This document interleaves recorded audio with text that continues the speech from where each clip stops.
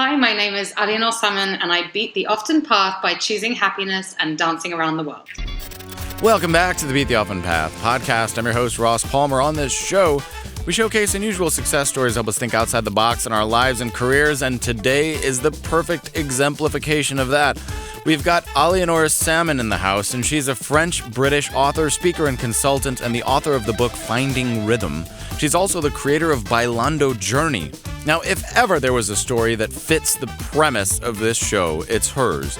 She graduated from King's College in London with a master's degree in war studies. Then she worked as a field researcher in Mongolia, and then she landed her dream job studying happiness for UNESCO in Bangkok, where she lived for many years. As if that wasn't enough, she decided to drop her job in pursuit of her own happiness, setting out to learn the local dances of 8 Latin American countries in 8 months. Well, she called this her Bailando Journey, and Bailando is, of course, dancing in Spanish, and she ended up learning 18 dances over 10 months on one epic trip that changed her life forever. So I know you're going to be super inspired by her story. I certainly am. And here's Aliénor Salmon. Well, welcome to the show, Aliénor. How do you pronounce that again? Aliénor. Aliénor. That is a beautiful name, and last name too. What is the origin of that name? So Aliénor is actually the original version of Eleanor. It comes from 12th century France. I'm named after a duchess who then became Queen of France and later became Queen of England. And because I'm half French, half English, I was named after her. And my last name, which reads in English as Salmon, is actually my French last name, which is Salmon. But why not? I love salmon, the color, the food. So this is my ignorance here. Does it mean the same thing in French, or is it something totally different? No, it doesn't. Like car? It actually doesn't. That's the peculiar thing. In French, salmon, the fish, is saumon with a U. But if you want to go back in history, you could argue that maybe it actually did come from England when there was a 100-year war between England and France. So it's all a mystery to be solved. I see. Well, it's a good tie-in then, and very representative of where you ended up, I think, with your career and your strange meandering twists and turns to a new path. So tell us a little bit about, broadly speaking, the journey that you have taken, which is, from an outside view, a wild one. How did you end up where you are, and what steps did you take? Wow. So it all began when I was basically in my dream job with my dream life in Bangkok, Thailand, working for the UN as a happiness researcher. I really couldn't really have asked for a more perfect life. However, the more I studied happiness, the more I realized that I wasn't actually happy. Oof. So I also lost 3 people I cared about very deeply in the space of 6 months, and I was experiencing grief, heartbreak, and also the first signs of burnout. Now looking back, I'm really grateful for that pain that I went through, because I needed that to propel me into making a decision that would completely change my life. So as I was in this kind of numb, almost burning out phase, I thought, what would spark joy in me again? What would bring that flame back into my heart? And so ironically, I was writing the conclusion of a report on happiness in schools. And I thought, well, how can this be? I'm so unhappy. And here I am writing a publication for the UN on happiness. This is not right. That's hilarious. And so I was with a friend and I said to her, what would you do if you could do anything? And she said, I'd swim with whales in Papua New Guinea. So, okay. And she said, what about you? And then it dawned on me that I hadn't even taken a moment to really think about this. So I thought, okay, what would I do? And of course, we always put limits in front of our dreams. I don't have the time. I don't have the money. I have too many responsibilities. It won't work out. But let's just allow ourselves to remove those limits just for 1 minute.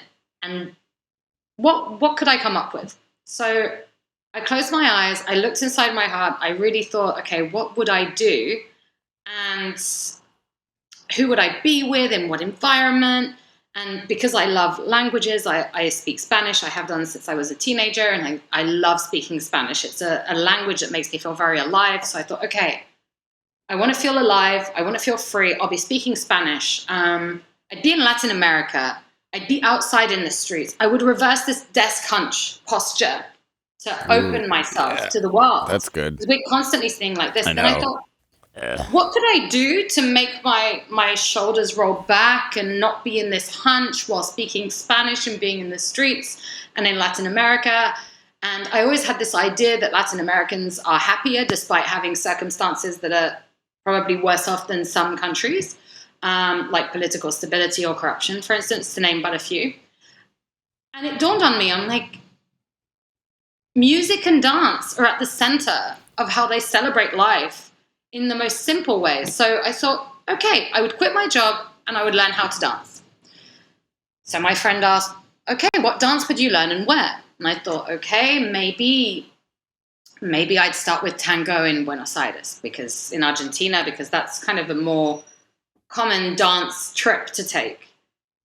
But then I thought, but I've been taking some bachata lessons. Maybe I'd want to go to Dominican Republic. Okay, well, if I'm going to do that, I really dream of going to the Rio Carnival one day. Okay, but if I do all this dance itinerary in Latin America, I have to also learn salsa. But which type of salsa? New York salsa, Puerto Rican salsa, Cuban salsa, Colombian salsa, all of them. In the end, I came up with the idea of 8 countries, 8 months, 8 dances. This was my goal. And I was really trying to limit it. But of course, things don't always work out the way that you think. And I ended up learning 18 dances in 8 countries in 10 months. Not necessarily out of my own will, but I was open and allowing locals to take me wherever they wanted. And that's how I ended up on what I call my Bailando Journey. Bailando means dancing in Spanish. And this whole journey is documented in my book here, Finding Rhythm, an international dance journey. And it completely changed my life. That's incredible. So before that, you were studying happiness, which is, again, one of the great ironies of all time. Is the answer when studying happiness, it's always Bhutan, isn't it? Wasn't that, they always say that Bhutan is the happiest country on earth. Have you heard that? Did you find that? Yeah, and actually we worked with the government of Bhutan in our project. They have really great initiatives for happiness in schools and in children. They have educating for GNH, gross national happiness. They have meditation in schools. They have a strong sense of care for the environment and a big emphasis on skills like social and emotional skills, which actually, if you want to teach happiness, it's about developing these social and emotional skills. Now, in terms of what country is the happiest, that's a difficult one because you've got a number of different rankings and they're all using different criteria. But there's one thing that I don't necessarily agree with a lot of these rankings is they still use a lot of economic factors like gross domestic product or, for instance, clean air.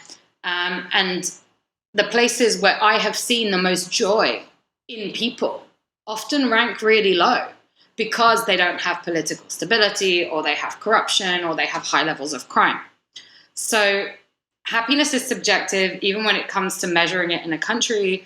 But it's really interesting because I truly believe that everyone has their own unique definition of happiness. And I also do believe that it is possible to be happy with very little. And actually, the greatest happiness does come from those very kind of elusive things like warm human connection, engaging to music and dance and being creative and just simply being yourself. And I think a lot of people have felt what you felt, not in quite the same environment, which we'll get to in a minute, but people who are trapped in a job that they don't like, in a corporate environment, they know that they're not happy. They know that there's some part of them that wants to breathe free and it's not happening. Now, maybe they don't hit it quite as on the nose as literally studying happiness while they come to those realizations. But at the time when you were studying happiness, like you said, there are different factors that we can use to judge this. Were there things that stood out in that moment in Bangkok that really made you feel like I'm on the wrong path here? Were there things that you said, I'm looking at research and it suggests I should be doing this as I'm hunched over my computer, not doing any of that? Yeah, absolutely. I mean, I was really studying happiness in schools and in children, and I think children are really teachers for us, especially young children. They can really teach us a lot about happiness. And the more I was looking at what we should, tell schools to do, the more I thought that as adults we really need this too. And I started to think about what happiness looked like to me based on being able to cultivate values and based on the science of happiness, positive psychology. You have the 24 character strengths. I felt that I was not able to cultivate them that much anymore. And I wanted to just spend more time outside. So actually in the recommendations of Happy Schools, it was allow children to play outside. And I was thinking, well, here I am as an adult in a cubicle, I want to play outside. And until this day, spending time outside is one of the biggest ways that I cultivate joy. And most of the time it's free. I go for a walk along the river in Lisbon, which I absolutely love. I really try sometimes to do this walk with no podcast, no music, nothing, just a walk. And it always grounds me. I always feel this state of contentment, just peace. It's not a jump for joy moment, but it's like everything is great. You know, I'm really fulfilled just the way things are. Yeah. You come from, you said, French, British. You already are a melting pot of cultures to begin your life. And you say you were living your dream career, but you were in Bangkok, Thailand. So how on earth did you end up there to start all of this before you left there to go to this Latin America journey? Wow, that's a good question. So after I finished my studies, my background is in politics and international relations. My master's is in war studies, believe it or not. I studied war not because I like war, because I wanted to learn how to prevent wars. Yeah. And so as the more that I studied war, I started seeing, you know, you have what they call hard power and soft power. And on the soft power side, I saw how incredibly important education and culture could be in preventing wars. And the more that I got into it, I got really interested in cultural diplomacy, and the institution that is known for cultural diplomacy is UNESCO, where I would end up working years later, 5 years later, without knowing at that time. I actually initially went into human rights. I worked for major human rights organizations. And then it was clear that if I wanted to progress in my career, I would need field experience. Field experience in a country that was completely different, because also I felt, what am I doing here in London, researching human rights conditions in places like Turkey or Sri Lanka, and I'm commenting about it as an analyst, but then if I'm not in those countries, how can I really know what's going on? And so I applied to a UK NGO called BSO, which is kind of like the Peace Corps, the British Peace Corps, except you don't go to teach, you go to take on a project. And I was under the minimum age was 25. I was 24 at the time, but I managed to get in, and just before they closed their youth program. But they had a job that they weren't able to fill it or something, and I managed to get on it at 24. And they needed someone to go and do policy research on the education system in Mongolia. Now, I never would have imagined that the first country that I would live in, after having lived in the UK my whole life, with, of course, a lot of time in France and in Spain, I never thought I would end up moving to Mongolia. Now, in terms of temperatures, that's a whole different story. We're talking like minus 30-degree winters. It was an absolutely transformative experience. Okay. I sometimes look back at some of the memories and wonder if it was even real. Wow. Because some of the situations I ended up in were really surprising, to say the very least.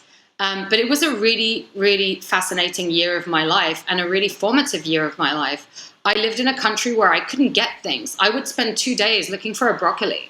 You know, I would literally go from one export shop to the next trying to find basic things, because it's too cold to grow most vegetables. So if I wanted a broccoli, I had to really go and look for it. I started to value so much more what we have, because when you're living when you have less options, you develop gratitude, but also you become so much more creative. I had less ingredients to play with, so I cooked different things. I was more curious. And so this year of my life was really, really special. I worked with a wonderful woman called Salmon, who was one of the first English teachers in Mongolia. And together we did this research on Mongolia's education system. and the way that it was going forward. It was a really exciting time because this was in 2010. Mongolia's stock market, the smallest in the world, was soaring. And people were very excited to see, like, the country was developing month by month. Even from the time I arrived to a year later, it was already different. And so when our research was published on the reform of education in Mongolia, it was so popular that actually UNESCO came and requested 10 copies of it, and everyone was asking for more information because there isn't that much information about Mongolia. And so after this huge success, the VSO came back to me and said, we'd really like you to do another project with us for another year. And I was offered two options, one in China and one in Thailand. I ended up going for the one in Thailand because it was working on early childhood in migrants from Myanmar who were living in Thailand and looking at how they were accessing basic benefits for their well-being. And that was another really incredible experience in the sense that I was really going out into the field through an interpreter, talking to families, to teachers, to schools, on the back of a motorbike, in the jungle, going into fishermen villages that I didn't even know they were controlled by mafias, and I wasn't even allowed to go there, but I found out afterwards and I made it out alive. But that's when I realized through this work that my role as a researcher, and I believe that this continues to be my role today, is to capture people's stories and be a messenger, to spread a message and bring it and just deliver this message. And so being already in Thailand, I saw this incredible opportunity at UNESCO. Didn't really think, I had no contacts. I didn't get in through people I knew. And suddenly I'm working at my dream organization, working on peace and happiness and gender equality in education, and in one of the most vibrant cities in the world. Super amazing. You traveling through Mongolia, through Bangkok, you come to appreciate the things that you took for granted, like broccoli, other things. How did it change you in that first phase of that part of your travel before you said, like, what do you think what had changed inside of you living in Bangkok before you went to Latin America? That's a really great question, because I was in Bangkok for 5 years. So I was 1 year in Mongolia, 5 years in Thailand, but working on the whole Asia Pacific. So I got to travel to anywhere from Malaysia to Sri Lanka to South Korea to Azerbaijan. So I was really looking at the whole region. What I can absolutely say as a very clear change in me is I lost, I don't want to say I lost my temper. Like I used to have a bit of a temper, or I would get angry or annoyed, or the way that I would express my frustration or anger would maybe be a little definitely coming from my French side. And that totally disappeared. Why? Because in Thailand, when I arrived, I mean, we had excellent training. So we were really trained on the local culture.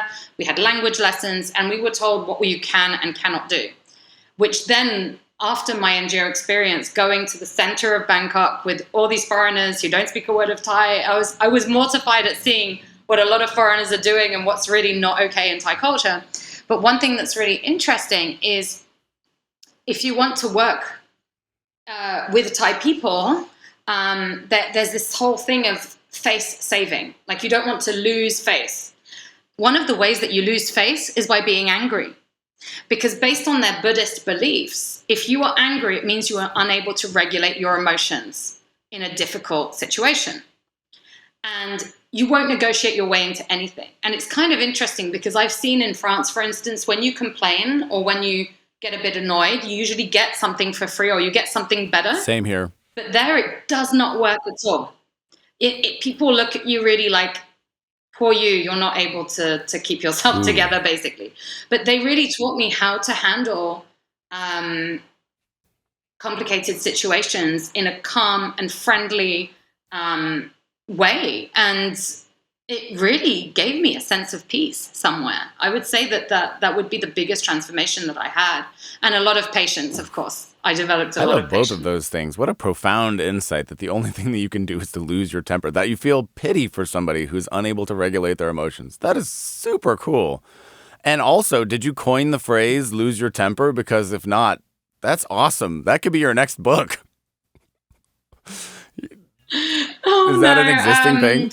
I think it's an expression like if you lose your temper, it means like you're not No, I able know, to but keep it think of the other together. meaning in the context of this conversation. But I exactly, yeah. lost my temper by embracing travel. See? That's the Exactly. kind of obscure We're esoteric onto pun that we something. embrace on this show. The sort of, huh? I Yeah, do write like that down. puns. I think that's super cool. It makes perfect sense.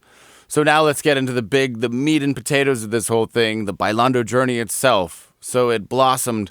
Now, many people, again, these ideas have been popularized, I think, ever since Eat, Pray, Love became popular. People have romanticized Mhm. the idea of all I need to do is just take a year off or do one thing and then these pieces of my life will magically fall into place kind of thing. But that, for many people, is a dream that they never achieve. They don't take that step that they need to actually do something like that. So what did you do to actually prepare for that, and how did you actually begin the process of going? Another great question. So, of course, this was a terrifying decision for me. I was leaving behind a career that I dreamed of at its very height. Um, it was a big risk. I sold all my things. I was leaving behind my friendships, a really great life. I didn't know what would come out from from this journey, but I would say what helped me go through is I have a framework of the path to happiness that I really like to use in my talks. It's also in my free happiness workbook and in my new course, Redefine Your Happiness. But it's the same kind of steps, and I mean, a lot of those lessons I kind of figured out after the journey, but part of them were when I look back, what helped me go through with it and actually take the leap were those exact steps. First, I'd understood what happiness really was because I'd been studying it. Second, I changed my definition of success. I thought, well, for me, when I look back at my life, I want to know that I had this year rather than just a promotion or pay rise. Then I wanted to really allow myself to think beyond limits. So that's how I came up with the idea. I allowed myself to dream beyond the usual limits of I don't have the time, I don't have the money. Then I had to really overcome the fears. And this one was a really tricky one. I was worried. I mean, it's not like it was just easy, you know. I actually saved for a year. I submitted my notice 3 months in advance, even though it only had to be 1 month. But I really wanted to wrap things up nicely and give my supervisor loads of time to find someone new. But of course, I was terrified. What if I end up jobless? What if no one ever hires me again?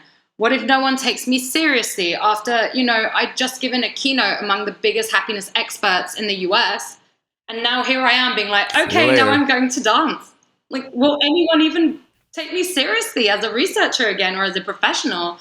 What if I end up homeless? What if I end up getting in danger on the road? I imagined all these things, but I was so determined, and also I would say that I was propelled by the pain of the sadness that I was feeling, and that took away a lot of fear. And if you think about people that embark on these kind of extreme journeys, often they feel like they have nothing to Mm, lose. Their pain or their sadness is so great that they're like, yeah. who cares? I'll just go for it. So then I really had this desire to be in my body. And I had to make this big choice and basically choose a new way of living. So that's basically the whole steps of the path to happiness. But of course, it wasn't an easy one. But I have to say, I look back and I have absolutely no Amazing. regrets. So from New York, what was the list? What was the sequence from there for the next 10 months? So I started in New York, where I learnt New York style salsa. Also experimented with some cha-cha-cha and boogaloo and a little bit of pachanga, which are the offshoots that I was mentioning earlier. Then I went on to Mexico City. And in Mexico City, I wanted to learn the national dance called the jarabe tapatío, also known as the Mexican hat dance. It is without a doubt one of the most difficult dances Whoa. I've ever learned. I was in 2 different dance schools. So honestly, if you read my book, Finding Rhythm, you will wonder if I made some of this up, and I assure you that I didn't. But I was so open and receptive that all these incredible things started lining up for me, things that you just wouldn't even believe. So I called the National Ballet, the National Folkloric Ballet of Amalia Hernandez, which performs in the Bellas Artes Theater. It is the most prestigious Mexican dance ballet. And their school director agreed to take me on and teach me how to learn the national dance. I couldn't believe it, that I was just trying. I was calling everyone up. I was sending messages on people's Facebook pages. And I just didn't expect. They were like, we really like your story. You've left everything for dance. I said, look, I have a limited time. I have a few weeks. Can I learn it in a few weeks? They were like, we're going to teach you it. And I am so grateful to them. And then I was also in another school where I was learning regional dances from different states of Mexico.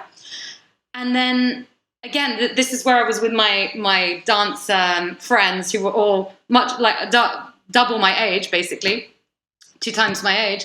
But I made really good friends with them. And they told me, well, actually, every year for the school's anniversary, we have a performance it's going to be a big audience. I was in front of 1,000 people. And, well, you've been taking classes, so would you like to be in the performance? So I ended up dancing on stage in traditional costume. I was the only foreigner, but I felt so accepted and so welcome.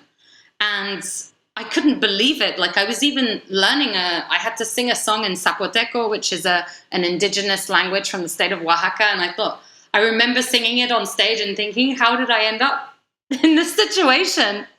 But I was so open to it that it all just happened. And then, so after Mexico, I went to Cuba. In Havana, I learned Cuban salsa. I also learned son and cubaton, which is kind of like a Cuban reggaeton. Then I went to Dominican Republic. I learned bachata and merengue. And then I went to Puerto Rico because I really wanted to learn reggaeton. But I found out that they had a huge salsa scene that was way more popular than reggaeton, even though we're talking like 2 months before the song Despacito came out when I was there. And I actually danced. There's a photo of me dancing with this old man in the place where they filmed the music video for Despacito. Was it a theater, right? Some kind of small theater? Was that what was it? Where did they film it? It's been a bar. It's a bar. Yeah. I've seen it, but it's been many years. Yeah. With a really nice tiled floor. So all these kind of random things keep happening. Then I went on to Colombia. And in Colombia, I really wanted to learn 2 dances. I wanted to learn the national dance, which is Colombian cumbia. And I wanted to learn salsa caleña, which is Cali-style salsa. It's got the really fast feet and knees. Actually, Jennifer Lopez trains with schools from Cali. And I have to say, it is one of my favorite styles of all time. And then after Colombia, I went to Brazil, where I learnt Carnival-style samba. I paraded with a school. I then ended up parading again because they were in the top 6, and they sent me on top of the float, which just because one dancer was missing and they needed someone to go up, and I couldn't believe it. I mean, imagine so many people singing and going through this audience. It was just another one of these pinch me now moments. I also learned a dance called forró and couple samba de gafieira. And finally, I ended up in Argentina, where I learned the tango, which was a dance that I put way more time aside for. It took me 2 months. It's a really difficult dance.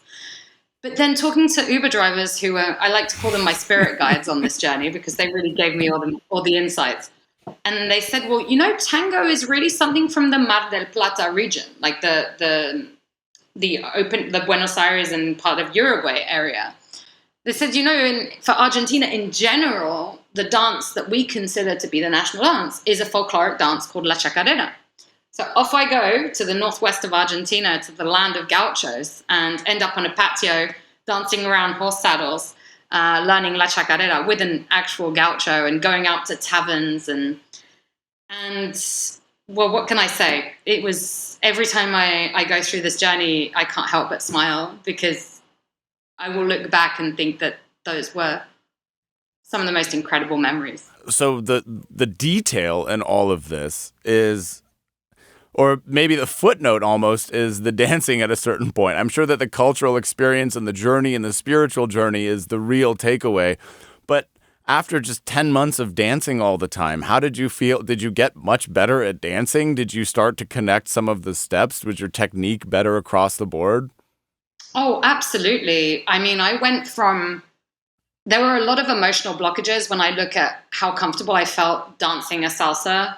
And in my book, you can kind of see the progression. When you get to the Cuba chapter, I'm really terrified of dancing with my teacher, and I'm so terrified of my mistakes.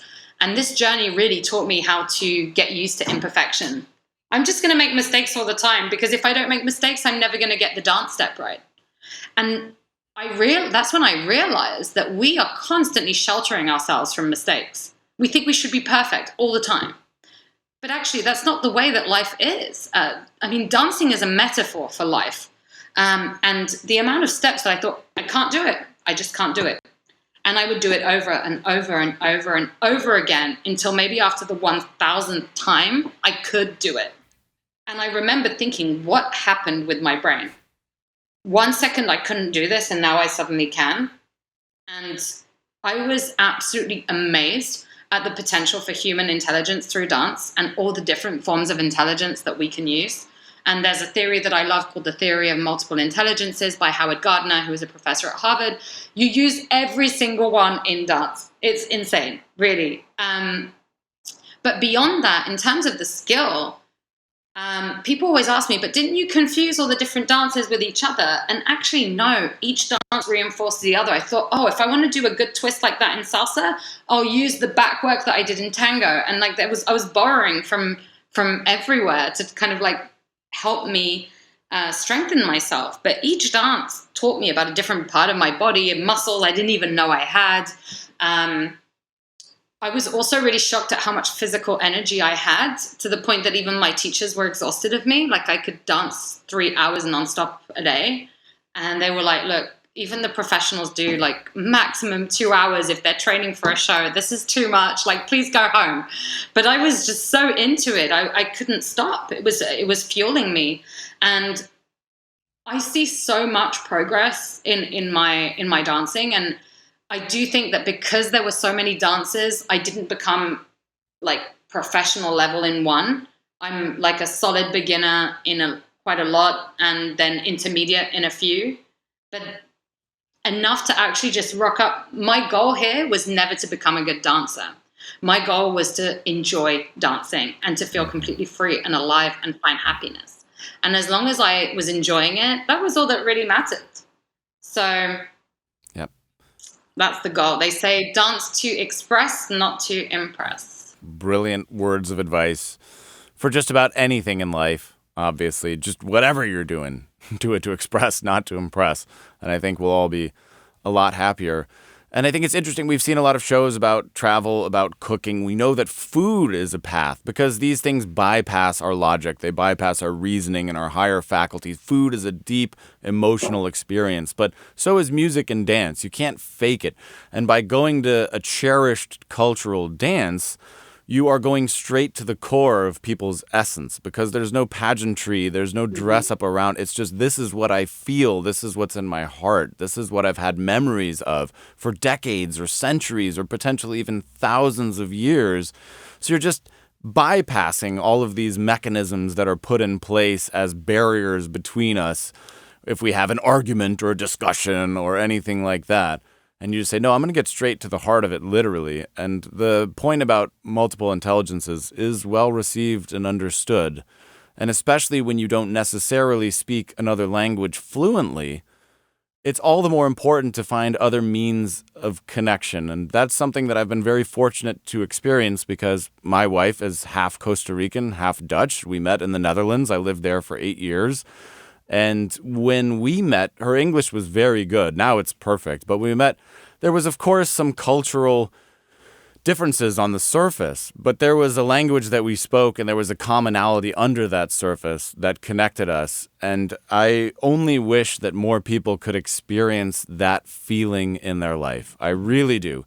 Because you might say, how can I truly connect with somebody if we don't speak the same language or we don't speak it well? Well, I'm going to tell you that you can. And it can be one of the most beautiful things in the entire world when you do. And I wish it upon everybody that they experience that once or multiple times in their life.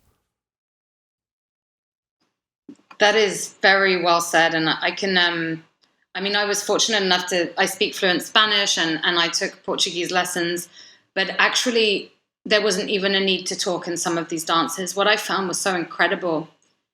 I remember dancing with this man who, it was in a group tango class in Buenos Aires. He was probably in his 60s and he had very shaky hands. I think he had, and he told me he had Parkinson's. And you have to rotate partners. And after the song, I thought, well, there's no one else. I'll dance another one with you. And he said, no, find someone your age. I'm old. I'm ill. Like, why would you waste your time dancing with me? And I said, no, I'm going to dance with you. And it's really a moment that I describe in my book. I remember just feeling his hand shaking in mine and just slowly stabilizing. We didn't talk for that whole song, but we were so connected, and I accepted him for everything that he was.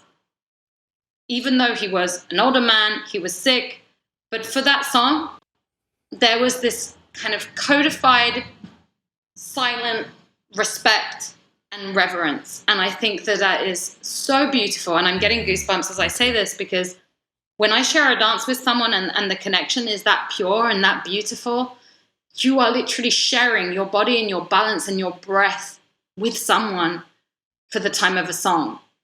How could it get more human than that? Well, I normally take this point in the show and I ask people to come up with a pithy thing to wrap it up, or a word of wisdom or a piece of advice, but I think that what you just said is the best closing to this episode I can possibly imagine. That's beautiful and extremely profound, and gosh, what a fun episode this has been. I've really enjoyed hearing about your story, and I hope that more people will go out there and buy your book. It is called Finding Rhythm. I hope that more people will learn about your adventure, but I want to leave the floor to you here to wrap this episode up. So please share whatever you want to share, direct people wherever you want to direct them. The floor is yours. Thank you so much. Well, first of all, thank you for having me. Thank you so much to your listeners for listening to my story. I hope that they feel inspired to choose happiness for themselves in whatever way that looks like, or signing up to a dance class and really enjoying life, because it is so short and precious and we have to make the most of it. I'd be delighted to stay in touch. I mostly hang out on Instagram. My handle is @Bailando Journey, BAILANDO Journey, Dance Journey, or Dancing Journey. My book is called Finding Rhythm, an International Dance Journey. And I have a free happiness workbook going through the path that we've just gone through, that listeners are very welcome to download on my website. And I'm happy to share a link. Great. To that we'll too. put all of that in the text and on the episode itself. Again, I thank you very much for sharing your story. It is beautiful and profound, and congratulations on taking the leap. I think it's just incredible. And with that, the official podcast is over.